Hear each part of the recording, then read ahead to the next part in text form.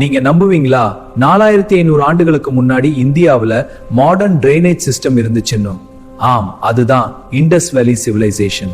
1920களில் தான் இந்த நாகரிகம் மீண்டும் உலகிற்கு தெரிய வந்தது. ஆனால் இது கிமு 2500 முதல் 1900 வரை வாழ்ந்த ஒரு அர்பன் சிவிலைசேஷன். ஹரப்பா, மொகஞ்சதாரோ, தோலவிரா, லோத்தல் இவையெல்லாம் ஒரே நாகரிகத்தின் நகரங்களாகும்.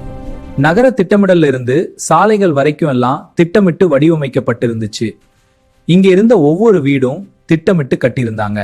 இதுல முக்கியமா கவனிக்க வேண்டிய விஷயம் என்னன்னா டிரைனேஜ் சிஸ்டம் தான்.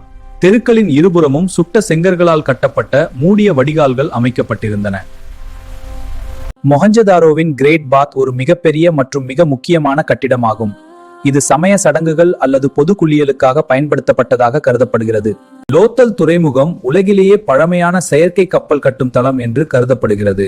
மேலும் மேற்கு ஆசியா மற்றும் ஆப்பிரிக்காவுடன் மணிகள், கற்கள் மற்றும் நகைகளை வர்த்தகம் செய்யும் முக்கிய மையமாக இருந்தது. சிந்து சமவெளி எழுத்துக்கள் இன்னும் முழுமையாக புரிந்து கொள்ளப்படவில்லை. பழைய தமிழ் மொழியுடன் தொடர்புடையது என்று சிலர் கூறினாலும் இன்னும் உறுதிப்படுத்தப்படவில்லை.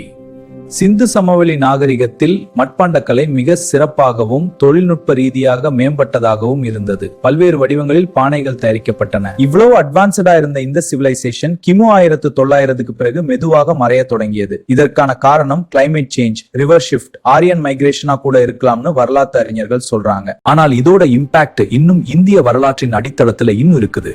இதுதான் இண்டஸ் வேலி சிவிலைசேஷன்.